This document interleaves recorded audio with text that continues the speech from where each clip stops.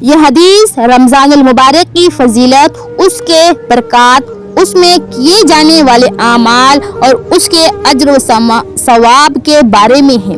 نبی کریم صلی اللہ علیہ وسلم نے اس مہینے کو عظیم اور بابرکت قرار دیا اور اس میں روزہ، قیام اللیل، تراویح، نیکیوں اور غریبوں کی مدد کی ترغیب دی۔ حدیث کا خلاصہ یہ ہے کہ رمضان کی برکت یہ بہت بڑا اور مبارک مہینہ ہے جس میں ایک ایسی رات شب قدر ہے جو 1000 مہینوں سے بہتر ہے۔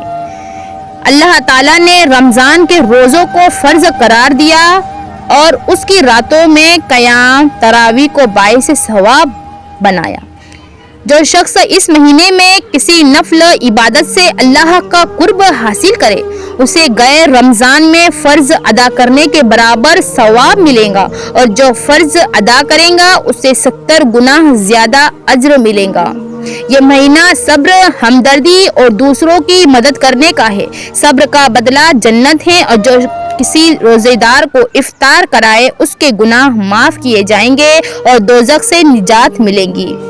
اگر کوئی شخص کسی روزے دار کو کھجور، پانی یا دودھ سے بھی افطار کرا دے تو اسے بھی وہی اجر ملے گا جو روزے دار کو ملے گا بغیر کسی کمی کے۔ اور رمضان کے 3 حصے ہیں، پہلا رحمت کا، دوسرا مغفرت کا اور تیسرا دوزخ سے آزادی کا۔ جو اپنے خادم یا کسی ملازم پر کام کا بوجھ ہلکا کرے اللہ اس کی مغفرت فرمائے گا۔ اس مہینے میں کثرت سے کلمہ طیبہ اور استغفار پڑھو، جنت کی دعا کرو اور دوزخ سے پناہ مانگو۔ جو شخص کسی روزے دار کو پانی پلائے اللہ قیامت کے دن اسے ایسا پانی پلائے گا جس کے بعد جنت میں داخل ہونے تک اسے پیاس نہیں لگے گی۔ یہ حدیث ہمیں رمضان کی اہمیت، اس میں کیے جانے والے نیک اعمال اور ان کے اجر سے آگاہ کرتی ہے۔ ہمیں چاہیے کہ اس مہینے میں زیادہ سے زیادہ نیکیاں کرے اور اللہ کی رحمت کے طلبگار بنے۔ میں آپ کے سامنے ہمارے نبی صلی اللہ علیہ وسلم کی حدیث پیش کرنے جا رہی ہوں، فضائل اعمال کی۔ حدیث شروع ہونے سے پہلے آپ کو چاہیے کہ ہمارے ویڈیو کو لائک کر کے سبسکرائب ضرور کر دیں اور بیل آئیکن دبا دیں تاکہ آنے والا ہر ویڈیو، ہر فضائل اعمال کی حدیث آپ تک ضرور پہنچے۔ بسم اللہ الرحمن الرحیم۔ السلام علیکم۔ حضرت سلمان رضی اللہ تعالی عنہ نے کہتے ہیں کہ نبی کریم صلی اللہ علیہ وسلم نے شعبان کی آخری تاریخ میں ہم لوگوں کو وعظ فرمایا کہ تمہارے اوپر ایک مہینہ آ رہا ہے جو بہت بڑا مہینہ ہے، بہت مبارک مہینہ ہے۔ اس میں ایک رات ہے شب قدر جو 1000 مہینوں سے بڑھ کر ہے۔ اللہ تعالیٰ نے اس کے روزہ کو فرض فرمایا اور اس کے رات کو قیام یعنی تراویح کو ثواب کی چیز بنایا ہے۔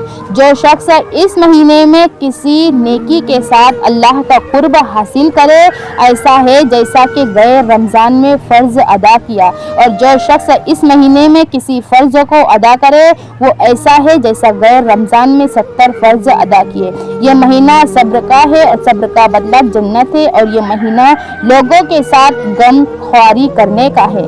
اس مہینے میں مومن کا رزق بڑھا دیا جاتا ہے۔ جو شخص کسی روزے دار کا روزہ افطار کرائے اس کے لیے گناہوں کے معاف ہونے اور آگ سے خلاصی کا سبب ہوگا، اور روزہ دار کے ثواب کی مانند اس کو ثواب ہوگا، مگر اس روزہ دار کے ثواب سے کچھ کم نہیں کیا جائے گا۔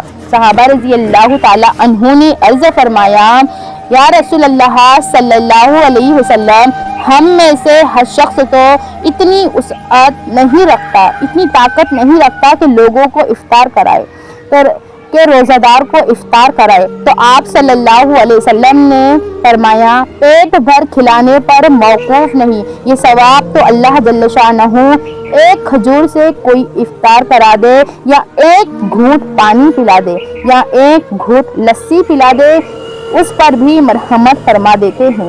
یہ ایسا مہینہ ہے کہ اس کا اول حصہ اللہ کی رحمت ہے، درمیانی حصہ مغفرت ہے اور آخری حصہ آگ سے آزادی کا ہے۔ جو شخص اس مہینے میں ہلکا کر دے اپنے غلام یا خادم کے بوجھ کو اللہ تعالی شانہ اس کی مغفرت فرمائے گا اور آگ سے آزادی فرماتے ہیں۔ اور 4 چیزوں کی اس میں کثرت رکھا کرو، جن میں سے 2 چیزیں اللہ تعالی کی رضا کے واسطے اور 2 چیزیں ایسی ہیں کہ جن سے تمہیں چارہ کار یعنی چھٹکارا نہیں۔